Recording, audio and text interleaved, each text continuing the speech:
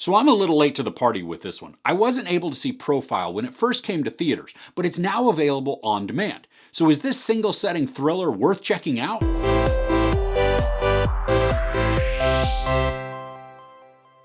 An undercover British journalist infiltrates the online propaganda channels of the so-called Islamic State, only to be sucked in by her recruiter. If you saw the thriller Searching with John Cho, the story format may look familiar. We're watching all of the events take place on a computer screen, and while that may sound uninteresting or like something that could never really provide any thrills, Searching proved that it could be done, and effectively. Valene Kane stars as Amy, a freelance investigative journalist who is working on a story on how ISIS recruits young women from Britain. She creates a fake Facebook profile and befriends a suspected ISIS recruiter. She shares images and videos in the hopes of being approached so she can discover how they are recruiting and then taking young women. Timur Bekmambetov, that's a hard name to say, he directs, and I like some of his other films. I mean, he's done Wanted with Angelina Jolie, and two of my favorite vampire movies, Night Watch and Day Watch. This has a relatively small cast, along with Valene Kane that stars Christine Adams, Amir Rahimzadeh, and most importantly, Shahzad Latif as Bilal, the suspected recruiter. The story plays out fairly chronological, and we're watching the majority of what happens through screen recordings on a computer.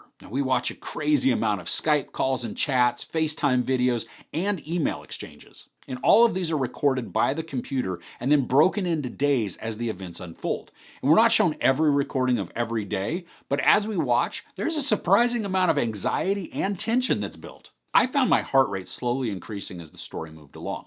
The thing that got me too is that it's an extremely steady and progressive increase in tension. There are moments that pop up which spike the excitement and the anxiety, but mainly it's the upward constant trajectory of suspense. I found myself sucked into the drama that I'm watching, and it's crazy that I'm really just watching somebody watch something that's already happened, which could lessen the effect of the drama, but it doesn't. And I talked at the TV more than once as I watched, whether that was out of outrage or disbelief of actions. I also had a pretty high level of anxiety at some point. I mean, as events got more and more tense, I was afraid a mistake would be made and Amy would have some identifying information left up on the screen that the recruiter could see. Or even that she'd accidentally message him with something that was meant for somebody else and then expose her. Valene Kane creates a very convincing character, and as we watch her progress, we can see dangers ahead that she may not yet see. And this provides a lot of excitement, but also stress. And I like that the story also gives us small aspects of her life outside of her news investigation. We get to see interactions between her and her sister, with her boyfriend, and even with her producer. And while the small offshoots of the story that focus on her boyfriend or her sister might seem like a little lacking in development, they work to show another side to Amy. And they illustrate that she has a life outside of this investigation, but also that she does have something to lose. They also add in complications because much of their communication takes place on the computer, just like with Bilal, who's the recruiter. Now, Shahzad Latif as Bilal is really good too. I mean, he plays a very convincing and charismatic antagonist.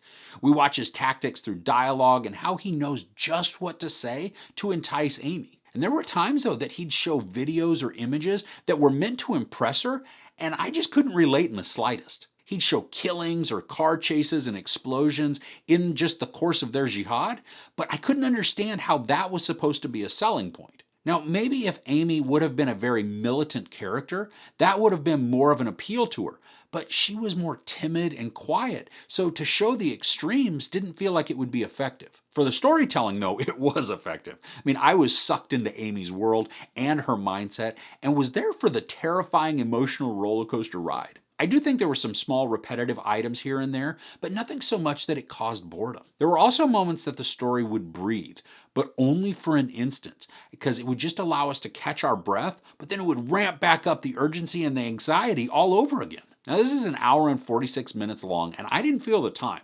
There is a pressure to just about everything, and it's palpable. I had a lot of fun with this, and I enjoyed the anxiety that it produced. It is certainly a thrilling ride, and one that held my attention captive just the entire time. At the end of the movie, we're told how this is based on a true story. Now, how closely it's based, I don't know. It's still a terrifying premise, though. There's no sex or nudity, a lot of profanity, and some violence. I give Profile 4 out of 5 couches. So what's a good thriller you've seen recently? Let me know what you've been watching in the comments below.